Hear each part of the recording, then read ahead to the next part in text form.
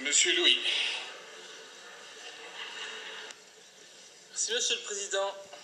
Monsieur le Premier ministre, eh bien, comme vous, j'avoue, je reçois de nombreux courriers de Belges qui sont au bord du précipice.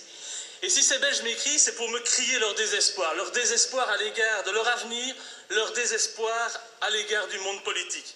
Les Belges se rendent compte, que voulez-vous, qu'ils sont en définitive les dindons de la farce de la mauvaise gestion du pays et des dérives totalitaires des technocrates de l'Union européenne. Et les Belges se rendent compte qu'ils sont aujourd'hui les principales victimes de la crise financière à laquelle ils sont, au contraire de vous, totalement étrangers. Et c'est vrai qu'au nom de la crise aujourd'hui, on accepte tout, même la précarité, la régression sociale. Et parmi ces témoignages, il y en a plusieurs qui sont choquants, si vous voulez bien les écouter. Il y a par exemple celui d'Isabelle, une jeune étudiante en droit, dont les parents disposent de peu de revenus et qui est obligée de se prostituer pour pouvoir financer ses études et son logement. On peut aussi parler de ce couple, Patricia et Christophe, la quarantaine, tous les deux au chômage, qui ne trouvent pas d'emploi à cause des différents plans stupides comme le plan Activa et qui sont obligés de faire les poubelles du carrefour du coin pour pouvoir nourrir leurs deux enfants. Je pense aussi à cette personne âgée de 85 ans qui m'écrit qu'elle doit faire un choix entre se chauffer cet hiver ou sa nourriture et ses médicaments. Et donc vous imaginez donc l'impact d'une augmentation de la facture de gaz et d'électricité chez ces personnes. Alors déjà que votre budget 2013 touchera de plein fouet le pouvoir d'achat des ménages belges, qui grâce à vos mesures d'austérité perdront l'année prochaine plus de 250 €, déjà que vous avez décidé de geler les salaires pour les 2 prochaines années, et bien évidemment l'augmentation de la facture de gaz et d'électricité de 150 € environ, et qui est due, rappelons-le, à votre inaction, ne va faire qu'accentuer la détresse de la population. Et donc, rajoutons à ça la dégressivité brutale des allocations de chômage, les menaces qui planent sur les allocations familiales et l'impossibilité d'épargner, et vous verrez que la coupe est pleine. Et donc, je voudrais savoir, Monsieur le Premier ministre, si vous écoutez, quelles sont les mesures concrètes que vous comptez prendre pour lutter contre cette augmentation prévue du prix du gaz et de l'électricité qui portera malheureusement un nouveau coup dur au pouvoir d'achat des Belges. Merci beaucoup, Monsieur. Monsieur le Président, chers collègues, d'abord, merci pour la teneur de vos propos. Pas toute la teneur, mais l'essentiel de la teneur. De regering, chers collègues, j'ai bien compris que l'on voudrait que tout puisse se résoudre. Les faits sont ceux que j'ai indiqués. Le gel a permis ce gain considérable pour nos concitoyens.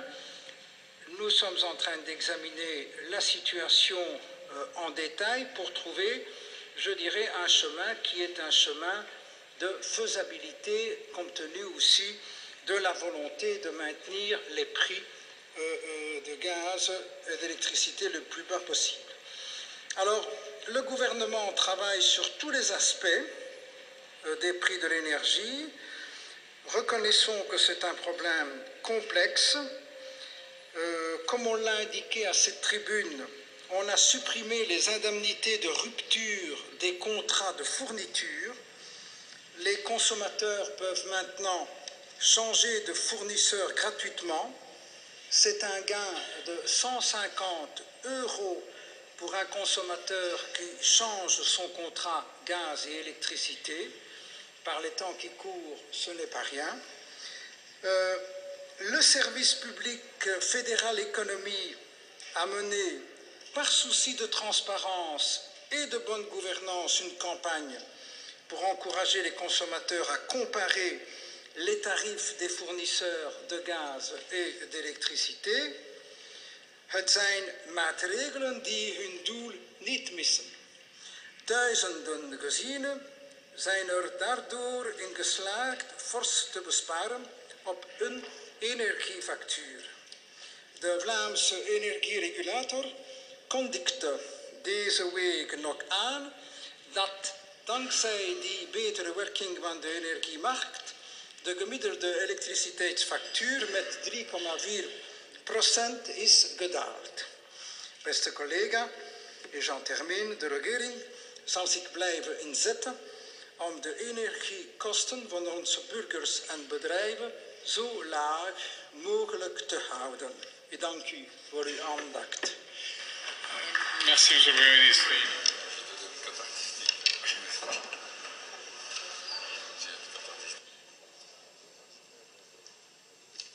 Monsieur le Président. Parce que j'ai compris, moi, c'est que les Belges n'ont qu'à se débrouiller eux-mêmes. Tant pis pour eux, ils paieront plus cher. Le gouvernement ne veut pas agir. Et ce que j'ai aussi compris, c'est que vous dites chercher des solutions, Monsieur le Premier ministre. Mais comme le dit très bien François Piret dans un de ses sketchs, ce ne sont pas des chercheurs qu'il nous faut, mais des trouveurs. Et là, le gouvernement est loin de faire des merveilles à ce niveau-là. Et avec vous, c'est toujours la même rengaine que vous nous ressortez. Il faut faire des économies, opter pour l'austérité, mais il serait de bon ton que l'État diminue ses dépenses inutiles. Commencez déjà par vos salaires, ce serait déjà bien. Cessons aussi de dépenser plus d'1 million d'euros, 1 million d'euros pour transférer les détenus en taxi. Cessons aussi de verser des millions d'euros en aide au développement chaque année. Et que dire de l'argent que l'on a donné aux banques? Avouez-le, Monsieur Di Rupo, votre gouvernement n'est pas en mesure de redresser la barre et de lutter contre la précarité et la régression sociale, qui est devenue la marque de fabrique du Parti socialiste d'aujourd'hui. Et les Belges ne s'en sortent plus, et vous continuez à leur maintenir la tête sous l'eau par manque de vision ou de compétences. Merci beaucoup. Meneer Schiltz.